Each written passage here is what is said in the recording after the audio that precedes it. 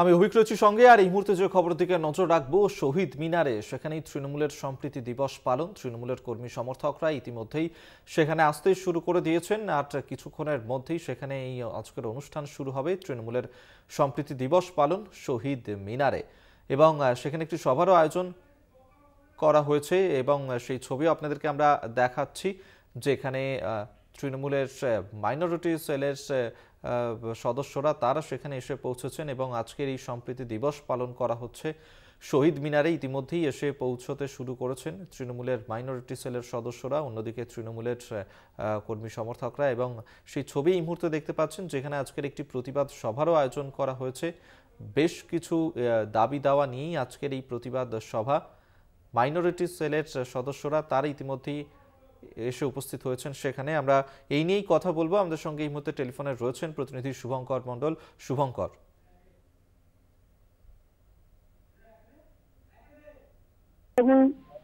রয়েছে তাদের তরফ থেকে এই সংহতি দিবসে মহাসমাবেশে ডাক দেওয়া হয়েছিল শহীদ মিনার চত্বরে।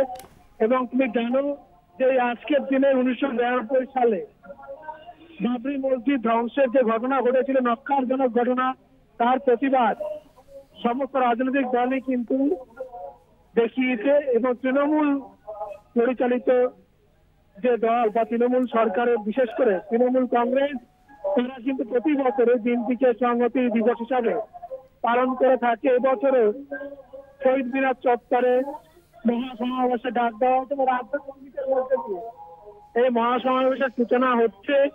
বাংলার বাতি বাংলার জল, বাংলার বায়ু বাংলার ফল, এই রাজ্য সঙ্গীত, সেই সঙ্গীত এই মুহূর্তে এখানে কিন্তু গাওয়া হচ্ছে। সবাই উঠে দাঁড়িয়ে গলা মেলাচ্ছেন এবং আর কিছুক্ষণ পর মূল যে সভা সংহতি দিবসের, সেই সভা শুরু হবে।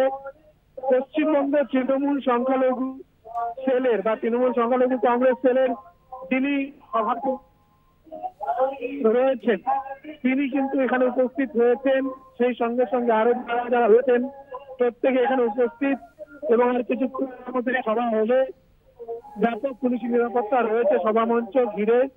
এবং রাজ্য সঙ্গীতের মধ্যে শুরু হলো আজকে তৃণমূলের এই যে সংখ্যালঘু সেল, তার